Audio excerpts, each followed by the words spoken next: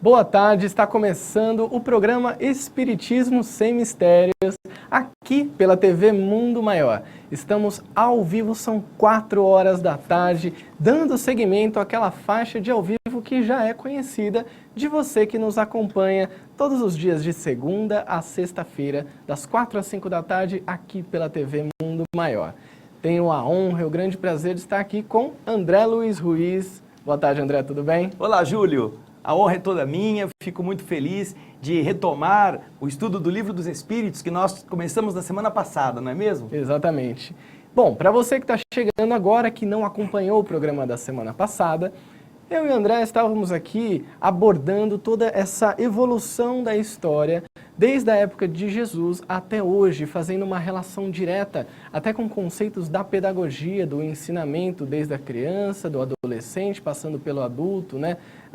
Com o amadurecimento dessa pessoa e relacionando diretamente com a nossa evolução histórica, né, André? O momento histórico que nós vivemos hoje. Isso mesmo. Nós pudemos aproveitar na semana passada e dar uma explicação, uma comparação entre a evolução humana como se fosse uma criança. Jesus havia dito que ele não podia falar tudo naquela época.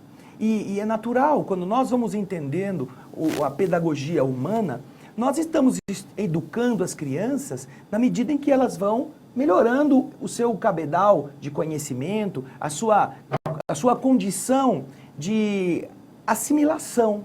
Então nós falamos de Piaget, falamos de Erikson, que foram estudiosos que pensaram isto e descobriram esse mecanismo ao analisarem as condições das crianças quando vão tendo a sua idade crescendo. Sim. E nós fizemos então um paralelo correspondendo mais ou menos 1 ano de uma criança a mais ou menos 100 anos da humanidade.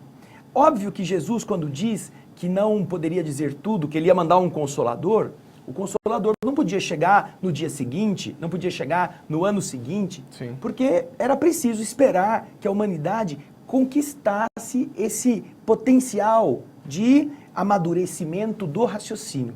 Jesus precisava contar historinhas, Jesus precisava falar com as pessoas, Júlio, com simbolismos, sem querer aprofundar demais, porque senão as pessoas não entendiam certos conceitos. E mesmo assim, eles tinham questionamentos quando Jesus falava certas coisas, como ele dizia, vocês precisam comer da minha carne. E aí, mas então nós vamos ter que morder você? As pessoas eram muito literais naquela época, Isso. Não tinha esse entendimento do subjetivo. Elas não conseguiam fazer raciocínios abstratos na maior parte da população. Sim. Somente alguns tinham este potencial.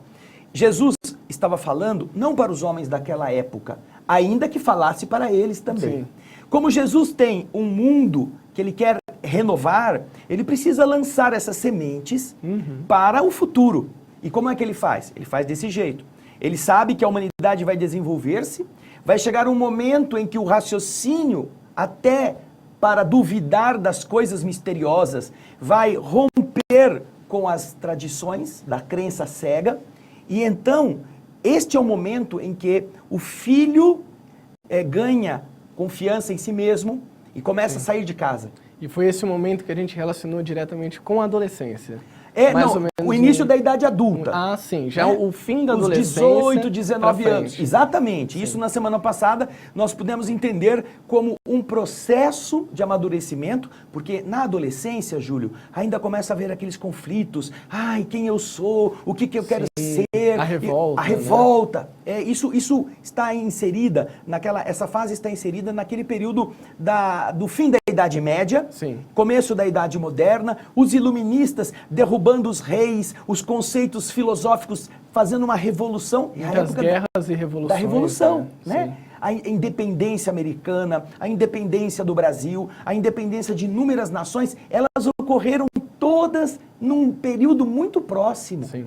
Fruto deste caldeirão efervescente, desta mudança da infância, passando pela adolescência, a chegar num estágio de raciocínio não maduro totalmente, mas já seguro de si mesmo. Sim. Então, o nosso programa da semana passada, e você que está em casa, já pode, inclusive, acessá-lo, não é? Sim. Já está disponível, não é? Exatamente. Você que está em casa nos acompanhando, nós já estamos disponibilizando através do YouTube da TV Mundo Maior, programas do Espiritismo Sem Mistério, quanto outros programas que já estão sendo colocados para que você assista no horário que for melhor para você.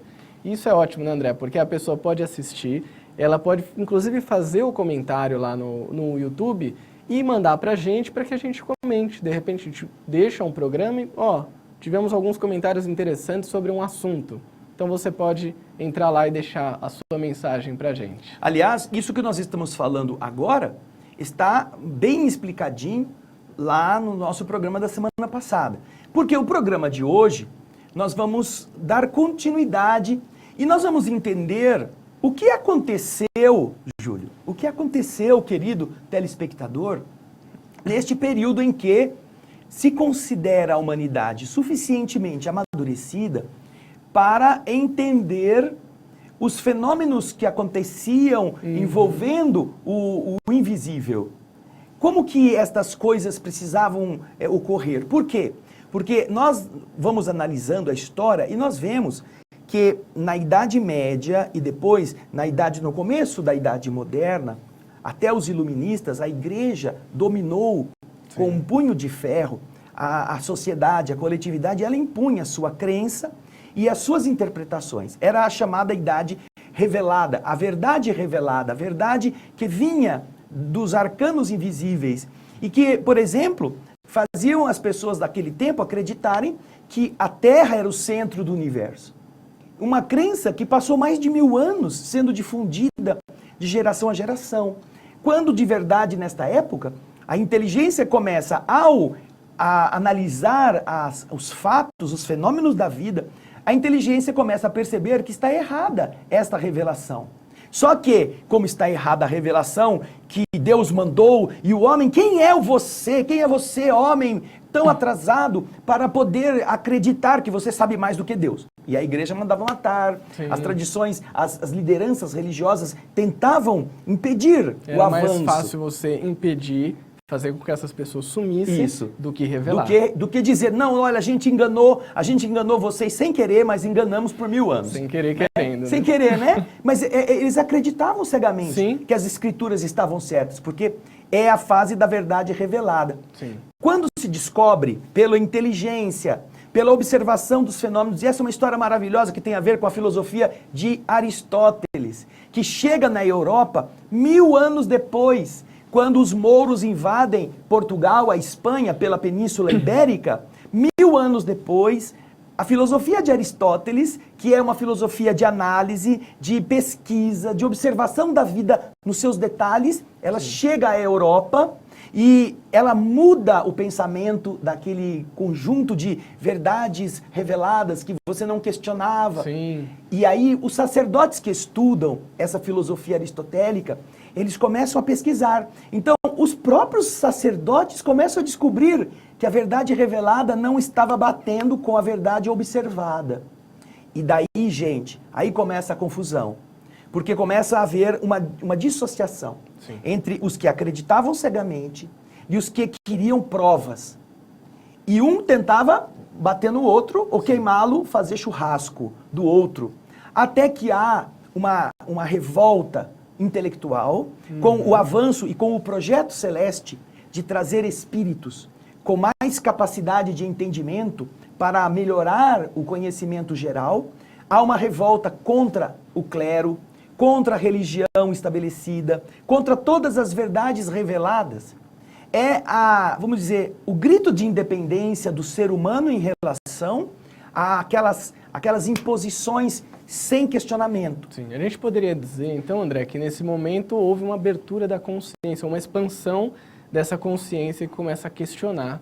Isso, exatamente. Há um plano divino que tira o homem daquele estágio de berço, de fralda, em que papai, mamãe põe comidinha na boca e diz o que é certo e o que é errado, para que ele começasse a dizer, não, eu sei andar, eu quero descobrir sozinho, eu quero cair, tropeçar, eu tenho esse direito.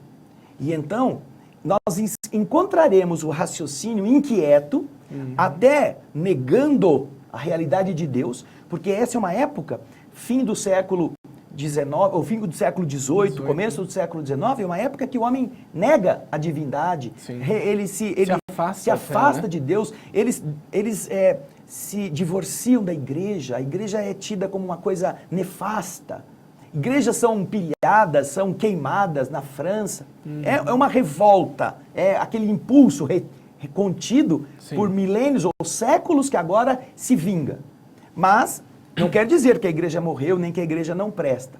Agora, o que há é esse conflito entre o homem que começa a querer explicações, e ele já percebeu que se ele pesquisar, estamos na época dos descobrimentos, começa a indústria a dar os seus primeiros passos, a engenhosidade, o raciocínio começa a produzir coisas exuberantes. Como ficar sob o peso de padres que querem dizer o que é certo e o que é errado, que isso é pecado, que isso vai para o inferno? Então, esse é o cenário. Quando a mente está curiosa e ela tem vontade de ir buscar.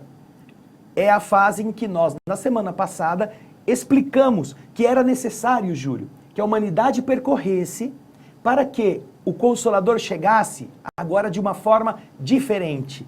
Não mais como um homem explicando tudo. Para que ele fosse descoberto. Mas isso é assunto para o nosso próximo bloco, que tem uns videozinhos muito bacanas. Que a gente vai assistir, vai entender um pouco melhor sobre isso que estamos trazendo hoje no programa. Você que está em casa, quer participar conosco, tem dúvidas sobre o programa, quer deixar sua mensagem, enfim, o seu recado, entra lá no Facebook da TV Mundo Maior. É facebook.com/TV Mundo Maior. Lá a gente fez um post, como sempre, com uma imagem do programa, uma postagem, né, com o logo do programa Espiritismo Sem Mistério. E ali mesmo você pode deixar a sua mensagem, mande a sua cidade para que a gente possa mandar aquele abraço para vocês que estão nos acompanhando no Brasil inteiro. Nós vamos para um rápido intervalo e nós já voltamos.